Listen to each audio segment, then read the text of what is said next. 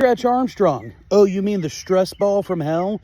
The guy who was built like a WWE wrestler made out of Laffy Taffy? Oh, pull his arms and legs for fun until one day you pull too far and you're covered in his corn syrupy guts. Childhood ruined. We gotta talk about the Oregon Trail generation, the Zennials, if it were.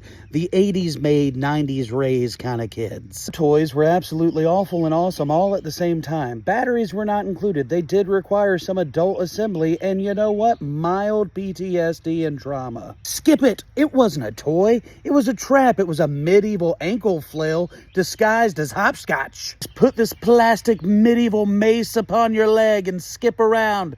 Try not to shatter your shins. Power Rangers. 5 unsupervised teenagers doing roundhouse kicks in a rock quarry every afternoon. Just throwing a smidge of 90s stereotyping with the yellow and black ranger.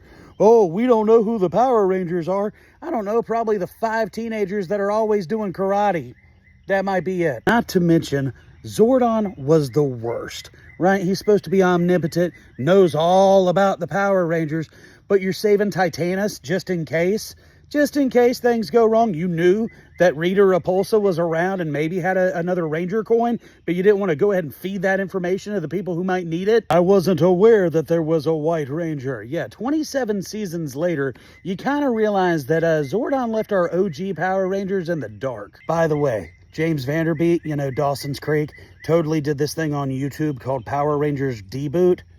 That's the Power Rangers movie we all deserve. Sorry, undiagnosed ADHD. Back to the list. Street Sharks. Bro, really? Street Sharks? Like a creative writing team just did a line of G.I. Joe and screamed, "Yo, you know what this needs? Jaws." Yes, Jaws on steroids and Janko jeans. And we all collectively just said, yes, let's do it. Creepy crawlers, right? Creepy crawlers were for the kids that thought easy bake ovens were for chumps. Here, Timmy, melt this questionable goo in a flaming hot death mold to make bugs that nobody wants to touch, that never quite come out the way that they're supposed to. Have fun, just don't inhale. So yeah, we were 9 years old out there like Walter White trying to figure out who had the best recipe. It's not art, it's just basic chemistry.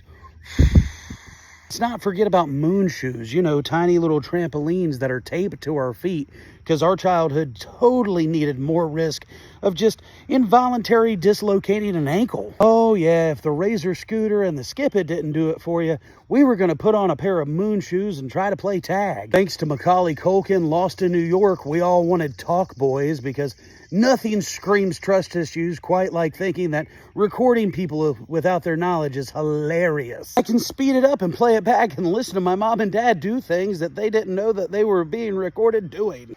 Between that and the mysteriously unlabeled black VHS tape, we didn't need the internet to teach us things. We found out the hard way. Bop It was the first toy to gaslight an entire generation. Twist it, bop it, pull it, you failed. You're a loser. Whoa, calm down, Satan Simon says. Like, I just wanted to have fun, not spiral into performance anxiety. Furbies, oh my God, let's not forget about Furbies.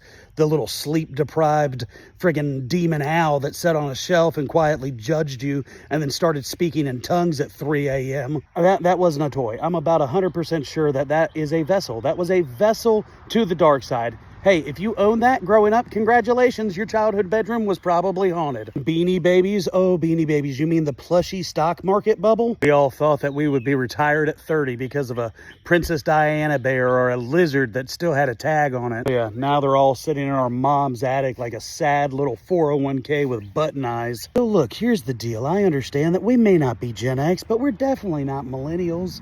So be patient with us, because we're from the 1900s. Merch link in bio. Love you, mean it, bye.